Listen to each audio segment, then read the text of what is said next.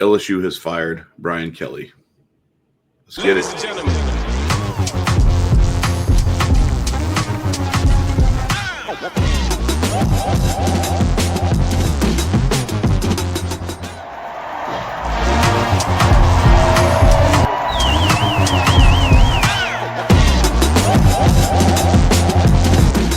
Our intent was to eat. Our intent was to come eat and be hungry. We're taking receipts, and we'll see you at the national championship. No, we will not. LSU, as I said, has fired Brian Kelly. And this is a situation that sends Tiger fans through a wide spectrum of emotions. Frustration, followed by relief, followed by hope and trepidation. But ultimately, the one that lingers the most is disappointment. Disappointment that the decision that was made to hire Brian Kelly in the first place was clearly not the right one. Some are just realizing this. Some of us saw it from the beginning. And some of those of us never stopped beating that drum. I'm one of those who had serious doubts but chose to smile in loyalty behind grimaces of ongoing frustration. I've never been what I would call a Brian Kelly apologist, but I definitely was one of those in the latter group that chose to give him the benefit of the doubt. To hope against hope that the things he said and the vision he had were as advertised. That the reason he couldn't get the job done at Notre Dame in the big moments was because he didn't have the resources. That he was building his culture before he went out and swung big in the transfer portal to disrupt it. That he was taking receipts and that he would see us in the national championship. If you have children, you know what this is like. You have a sense that there's something your kid's doing that is going to be extremely difficult, but you dare not discourage them. You encourage them and you offer advice and helpful strategies to optimize their odds of achieving what may seem to you to be impossible. But you watch and wait for that moment when they will come to you and realize that perhaps they need to reevaluate and choose a different direction. After all, not every 6-year-old should be encouraged to jump off a roof with a cape on. Only the ones from planet Krypton. But I digress. I'm an LSU graduate, so I have ownership that many, but not everyone, can claim. LSU is my baby, and LSU football is at the top of that list. I want them to succeed as much as possible, and I try not to do anything that would discourage that, but sometimes you have no choice but to recognize that it's time to just move in a different direction. 2 road losses to top 10 teams may be frustrating and disappointing, but not enough to cost someone their job. Getting embarrassed in a must-win home game, getting outscored 35-7 in the second half, after what happened with Alabama last year, enough is enough. But allow me to digress a little bit further to give some hope to LSU fans that this is not the end-all be-all. You don't live and die with it shouldn't affect your everyday life. I know it's frustrating. I know it's disappointing. Think of it like this. I'm a huge Star Wars fan. Saw A New Hope when I was 3 years old in a theater. And I was immediately a fanatic. I was only 9 years old when I saw Return of the Jedi, so I didn't even have a problem with the Ewoks. Because I was a kid, I thought they were pretty cool. Then I grew up, and I realized as I grew up that while A New Hope was pretty good, Empire Strikes Back was one of the best sequels in the history of cinema. I also grew up enough to realize that Return of the Jedi was considerably childish, and that George Lucas was slipping a little bit. Then the prequels came out, and as confusing as it was, as frustrating as it was, to go backwards instead of continuing the story that I had fallen in love with, I bought in and gave them the benefit of the doubt. Then at long last, we finally got to see episodes 7, 8, and 9, and I embraced those as well and fought hard to give them the benefit of the doubt. As I watched LSU get absolutely steamrolled Saturday night, I allowed myself to take a step back amidst the frustration and anger I was feeling and remind myself that I was not responsible for any of this. I was not going to get promoted at work if we won or fired or demoted if we lost. And I was just disappointed in the choices that were made in the movie I was hoping would satisfactorily entertain me. So my major takeaway from this is that as much as I will continue to be an enthusiastic college football fan LSU football fan. Hell, that's why we do this show. And eagerly await the next national championship for my beloved Tigers. I will not allow myself to become angry and depressed because the movie wasn't as entertaining as I had hoped and didn't have the ending I was rooting for. I didn't make this crappy movie. I just didn't enjoy it. And so that, my friend, is my take on the Brian Kelly era at LSU. It was,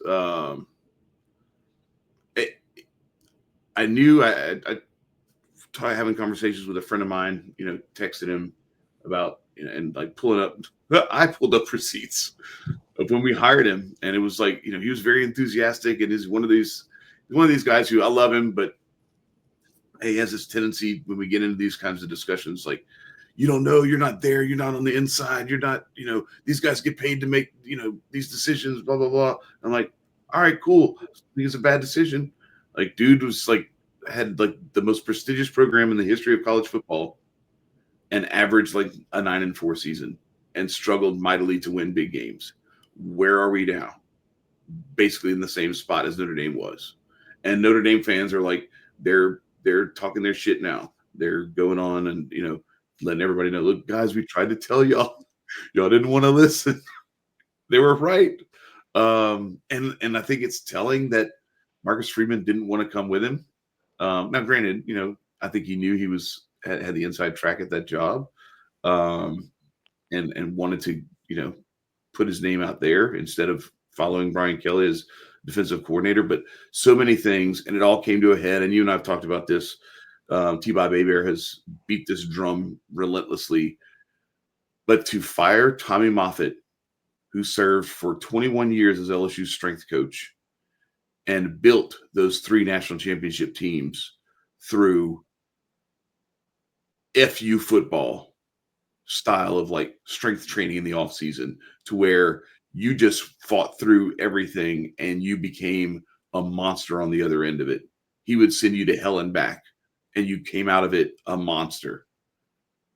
That's the strength coach who stomped a mud hole in LSU on Saturday night.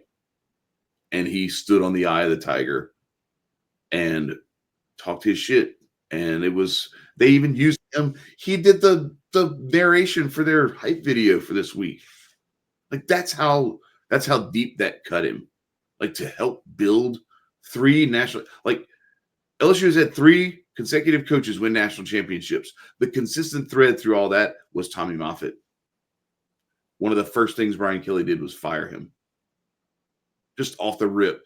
No, like, let's talk about this and evaluate it and let's see where we are. No, just like, bye.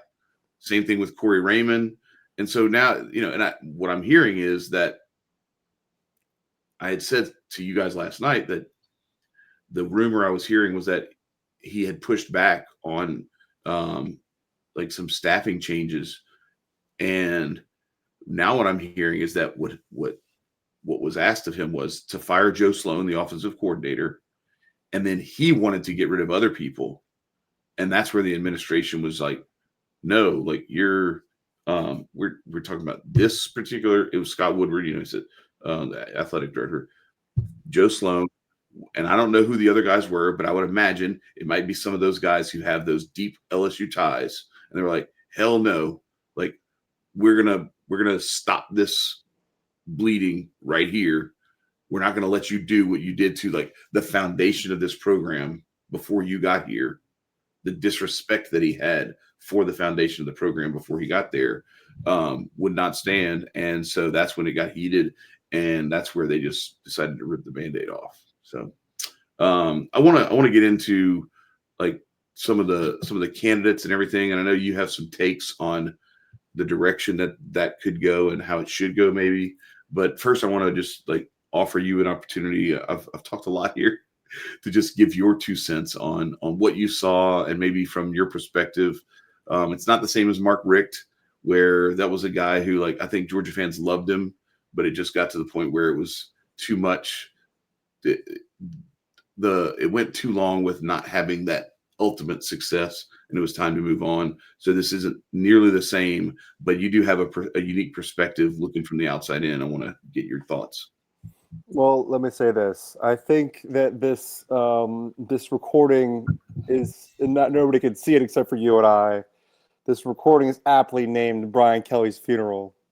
And I think that you so well eulogized the coach of your football program, who, it's weird, right? It's so interesting to look at these coaching hires.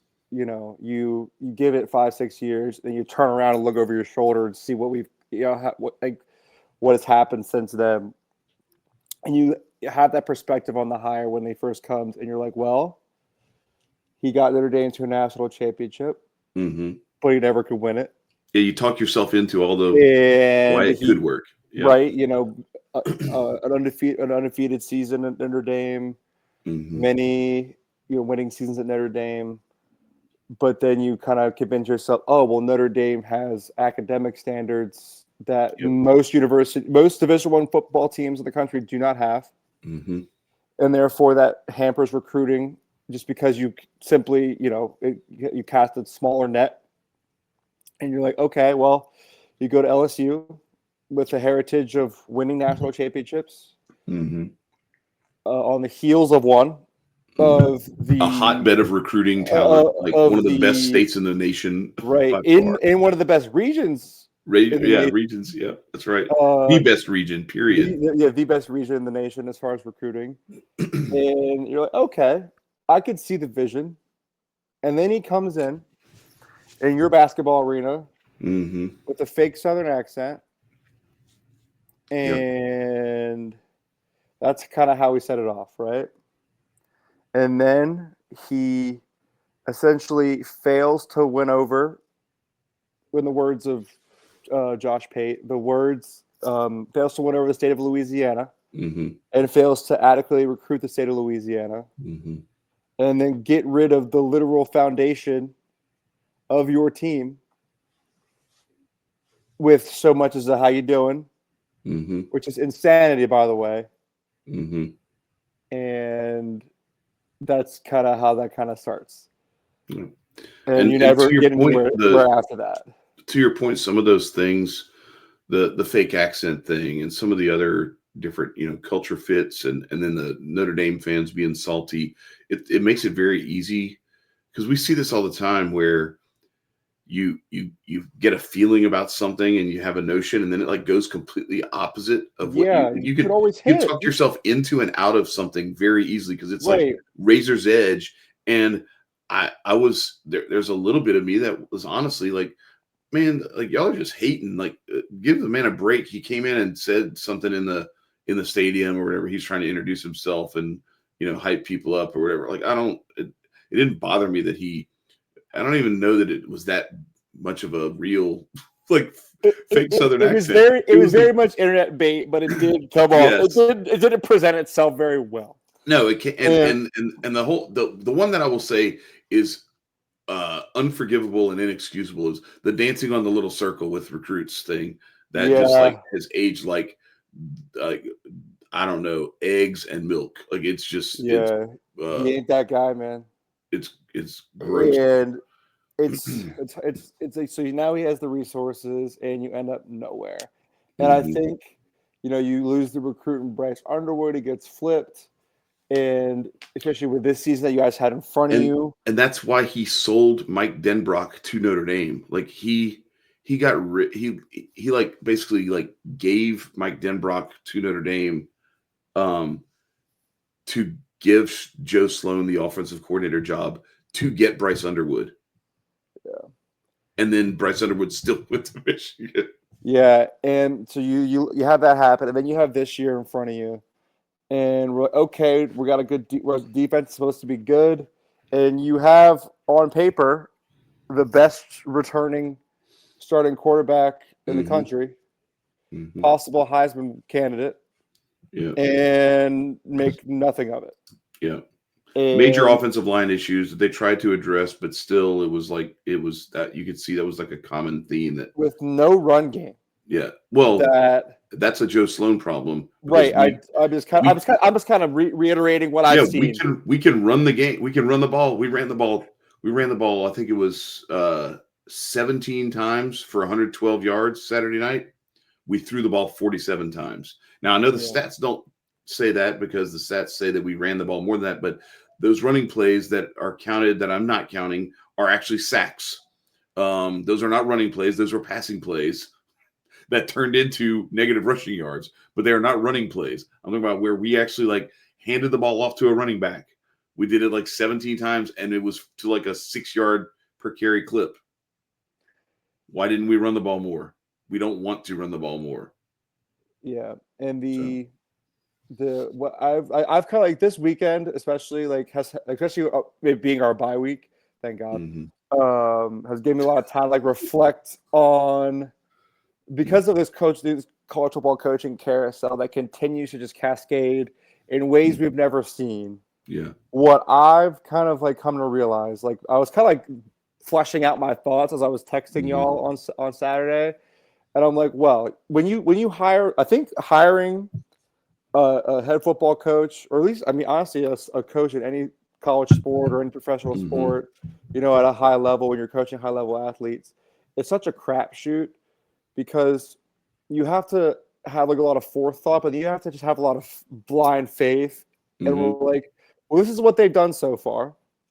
This is what we think they could do, and you just have to kind of go with it. And so when hiring a new head coach, you know, some universities have the ability to hire from within, which is what you guys did when you guys promoted Coach O to full-time head coach. Yeah. And then, you know, other schools have the balls, I don't know, the courage to try to hit on a coordinator who has never yet been a head coach, or promoting a head coach from a much lower tier of football or of, you know, just a pedigree, and giving them, you know, hey, you've done this with what you've got. We're going to give you this much more and see what you could do. I think of like, you know, when Oregon hired Dan Lanning away from us to be their head coach, or when we hired Kirby as Alabama's defensive coordinator to be our head coach. Right. Or you think about Lane Kiffin, who has been coordinator upon coordinator upon coordinator, and has kind of find his landing spot. He's also been a head coach in the NFL, right? And got fired unceremoniously by the Raiders, and And some guys just bide their time and work their way along. Right. And then, or you think about when Penn State hired James Franklin, it was like, okay, he did what he could at Vanderbilt. Like there was their most SEC wins in a season ever. Yeah. And they brought him to Penn State. And then I guess they talk about the guys internally, like a Marcus Freeman or a Ryan Day, but you guys don't have that right now. Right. We don't have an internal guy. You can maybe go Blake Baker, but I don't think he's ready to be a head coach. I think you've seen enough with like the defense where the fact that we have these breakdowns where we can't stop the run and can't stop a running quarterback it is like, well, that's who you want to be your head coach. Like it seems like when you know there's a thing that you have a vulnerability at and you don't ever fix it, it makes me wonder what kind of mettle he has to be a head coach. But I want to give another name that nobody talks about when we talk about this sort of thing, about like that idea of going and finding someone and kind of it being a crapshoot and not being able to tell. I'm going to give you a coach's 5 years before he got his big break. All right. 6-5-1, lost a bowl game. 6-6, lost a bowl game. 7-5, lost a bowl game. 6-6, no bowl game. 9-2, and I don't see a bowl game, but I don't know why there's no bowl game there. Oh, because he wasn't coaching by the bowl game because he had been hired away. Do you know who that is? No. That is Nick Saban at Michigan State before LSU hired him. I had a feeling it was going to be some sort of Nick Saban related thing. 6-5, 6-6, 7-5, 6-6, and then he has 1 9-2 season. So this is what we're talking about. Like sometimes you have to be able to see the process through the results and recognize that maybe this is the guy. And LSU recognized that and found the guy of all guys of all time.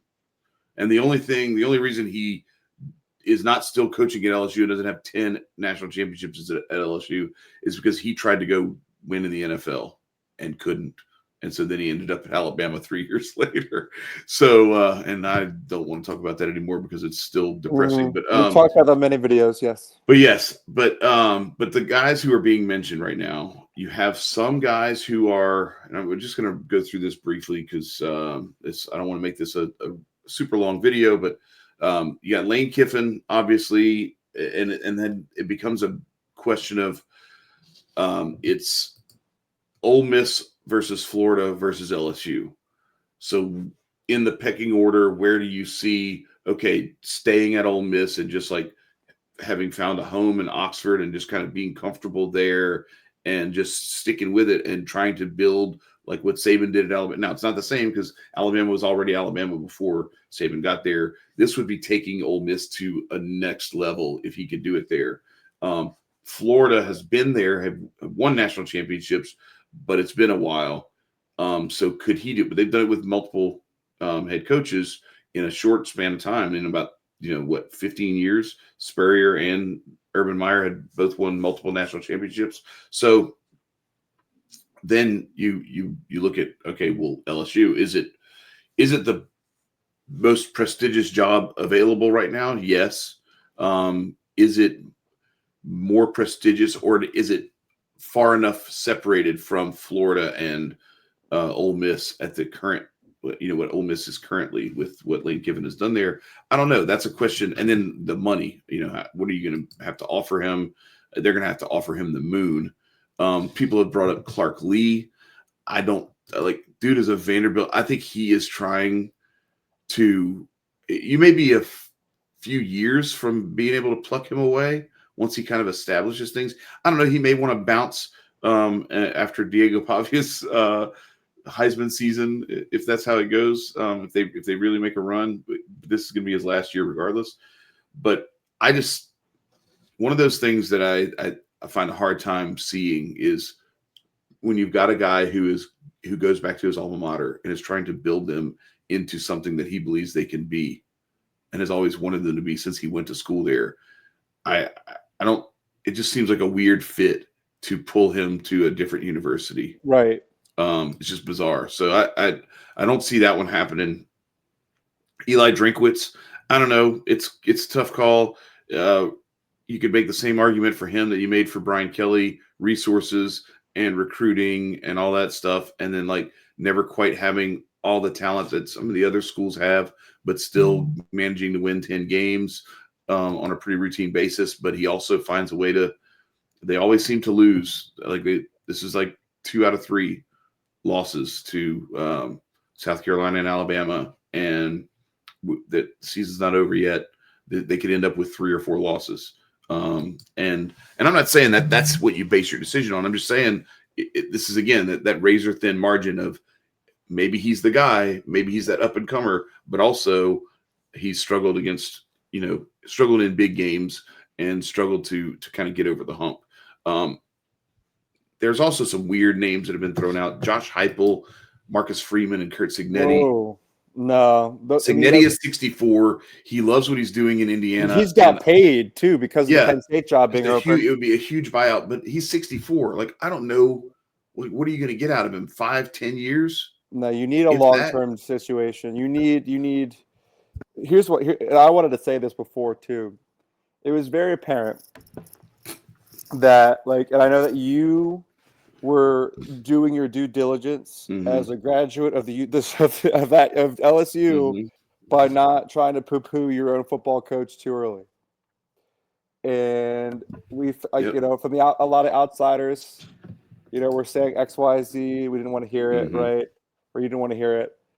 And just Saturday night, I texted you. What did I text you? I said, Brian Kelly's not LSU football. No. It is plain as day obvious that when you have a game in Death Valley at night and you are getting smacked around. Ed Ogeron wouldn't.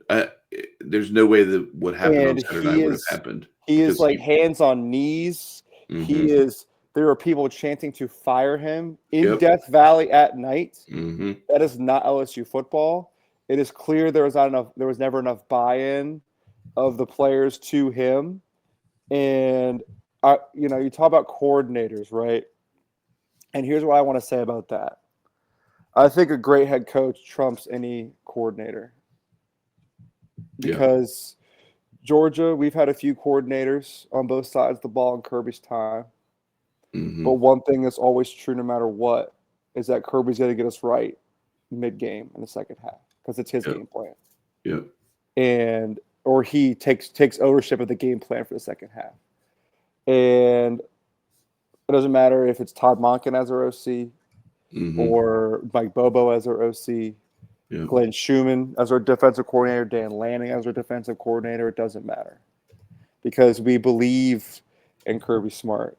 And I think, I don't know how you feel about this. I don't know if there's anybody out there like Kirby, this is from the Georgia fan, Kirby played for Georgia, and competed at Georgia, was a successful player at UGA. Is there anybody like out there in the world that would fit that sort of mold to take like for an LSU job? You know what I mean? I don't know if like there's any like. No, there's you have there's always level of buy-in when you have a player. The thing is, so you have some guys, but it would be because I saw Braden Fajoko said that LSU should hire Kelvin Shepherd. I'm like, Kelvin Shepherd, like he might be great, but like he doesn't. There's no experience. Like you can't just. And then RG3 was saying Teron Matthew hit him up that he wants to be the head coach. Like no, there's a level. There's a level. I love you guys, but like no, you've got to. There is a way you go about it, right? It's drinking out of a fire hydrant to be a head coach. Right. It is the hardest job in the world. Head coach.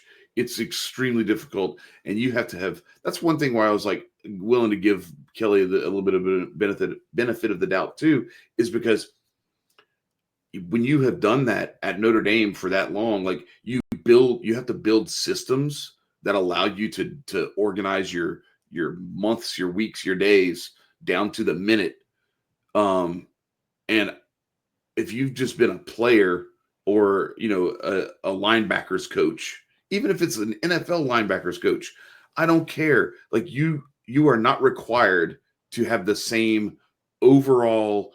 Every detail comes across your desk way of handling things. You're not equipped yet.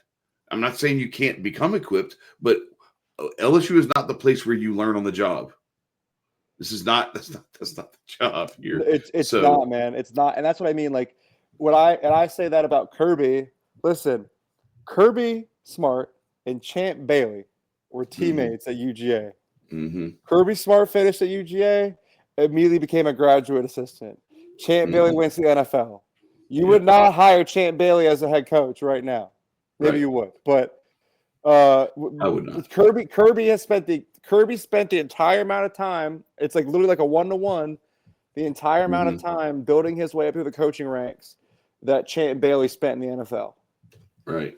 Up until Kirby got hired as Georgia's head coach. So you gotta.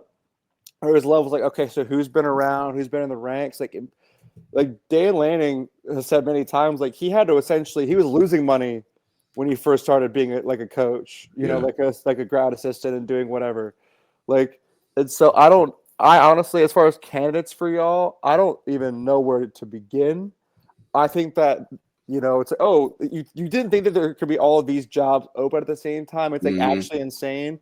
And when I talked about the potential, like, category of candidate that I think that everybody should stay away from, it is the wayward coach, the Hugh Freeze, the Gus Malzahn. Gus Malzahn's an OC, whatever. And that's the other thing too. I've said this many times. There are some people in this world, like you said, it's a drinking out of a fire hydrant when you're the head coach. There are some people in this world that are just meant to be coordinators, and they are so much better at it. I always say, like, if you are an SEC football team And you want if you make Will Muschamp your defensive coordinator, your defense is automatically so much better. Right. You hire Gus Malzahn as your OC, your offense gets a lot better. Right. So when you let guys get in their coordinator bag, sometimes it works out so much better for them. So there's a lot of things I think LSU needs to look at here. Mhm. But you're going to need a guy with some pedigree. You're going to have a mix, a guy with some stuff under his belt, maybe ready to make that next jump. But who knows? Maybe you can find a hot shot coordinator that's ready to get their first run. Yeah, that coordinator, and that's the stuff that hasn't been brought up yet. Everything that's been brought up has been head coaches.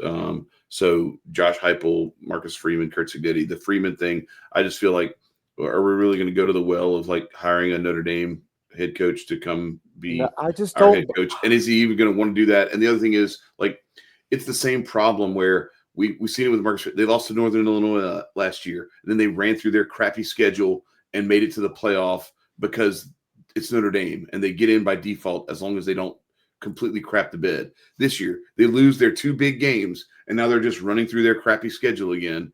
And it's like, oh, Notre Dame, oh yeah, put them in the playoff. Like, I don't know, man. Like, really? Are we really? And I know they acquitted themselves well, but really, they beat Indiana, who was not as good as everybody thought they were last year. They also had the easiest Big Ten schedule, lost their 2 games that were difficult.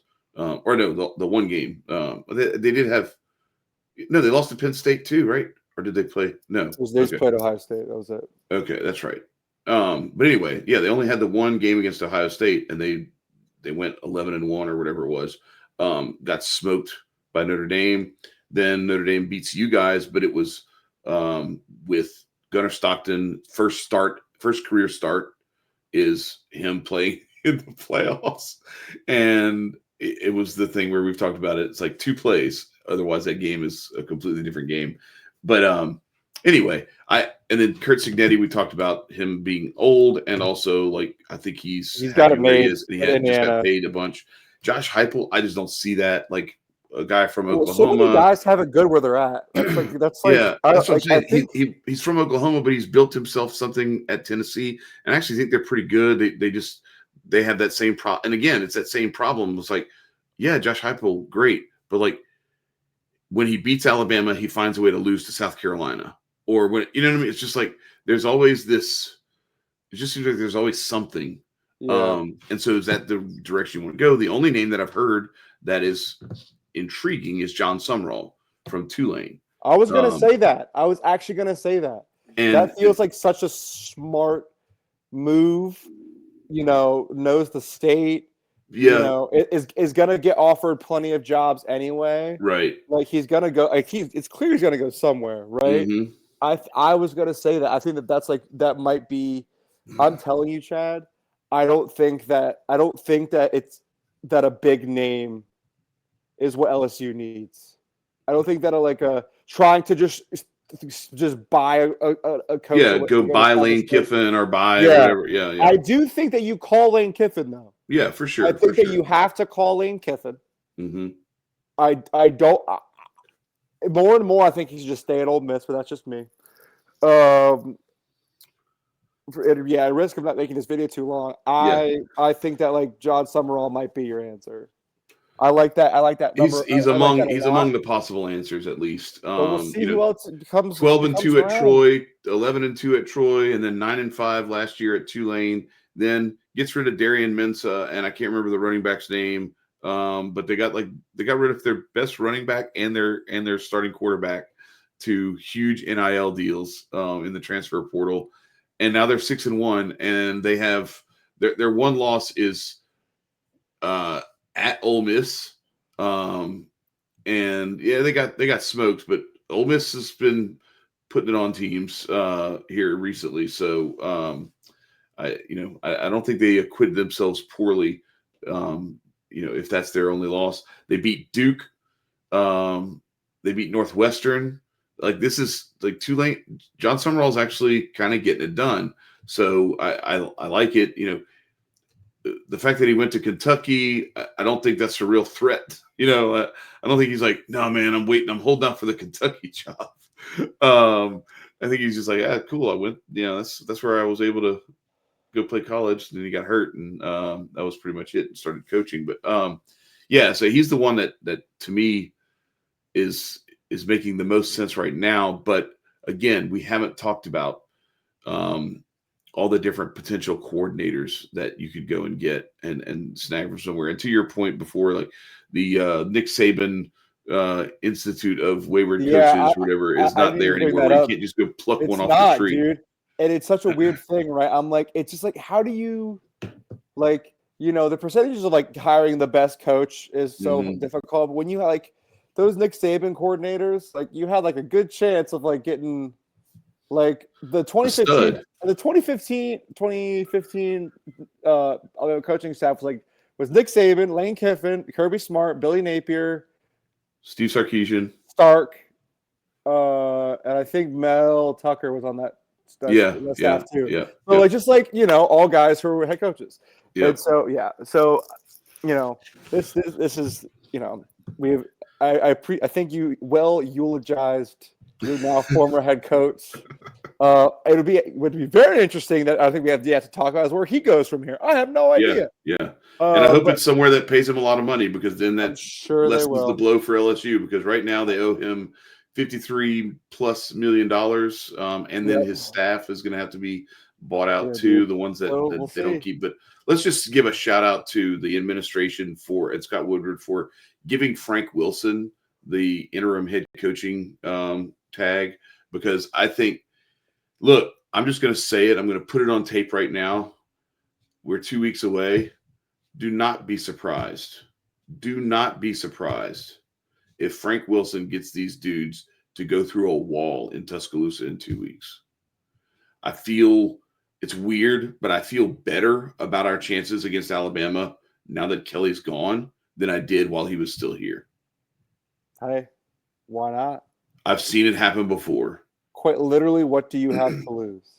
All that talent is still there. Yeah. Whit Weeks comes back healthy, and you actually get the offensive line to want to go stomp a mud hole in somebody and run the ball. And the running backs coach is now your head coach. And the guy who is the recruiting coordinator who recruited all these dudes and like organized their whole recruiting to get them to come to LSU is the guy that they're going to go run through a wall for. And Alabama has struggled stopping the run consistently. It's a recipe. That's how you go on the road and get a crowd out of a game and actually win a game. And this defense can still get after it. Mansour Delane is still, although I did see something that Harold Perkins is talking about sitting out the rest of the season, but that may have been like somebody doing some little clickbait BS story that they made up. Anyway, we'll see. We'll see what's going to happen. But yeah, this is a step in the right direction that they figured it out this fast, because I was a little worried that they were going to continue to give him rope. And I know people think it's crazy to do this, and we're in buyout palooza now, but really, it is what it is. And there's people with deep pockets here too. Todd Graves, Raising Cane's is already talking about. Everybody's saying like, eat canes every meal this week. Like, bro, that's not how you do it. It's like the people who say they're not going to get gas today to show. Yeah, right. Like, you still have to get gas tomorrow. Like, you're going to just walk everywhere. You got to get gas eventually. Like, if you don't do it today, you're not showing them anything. You're just doubling what you're going to spend tomorrow. So whatever. No, this is it's going to be interesting. And I think I hope that the right decision is made with the next guy, but we'll see. We did not make the right choice last time, obviously. So who knows? But that will wrap us up. I am Chad. He is Tyler. We never introduced ourselves. We just went straight into eulogizing Brian Kelly. But don't forget to like, to share, and to subscribe. We also love your comments. This is the time. Go ahead, give your comments. Who do you think the next coach is going to be? Who do you think it should be? When did you know that Brian Kelly wasn't the right guy? Whatever shit you want to talk, go ahead. And I'm sure we're going to get some haters coming in too. But we appreciate y'all coming through. This is the South End Zone. We're out here. Peace. Ladies and gentlemen.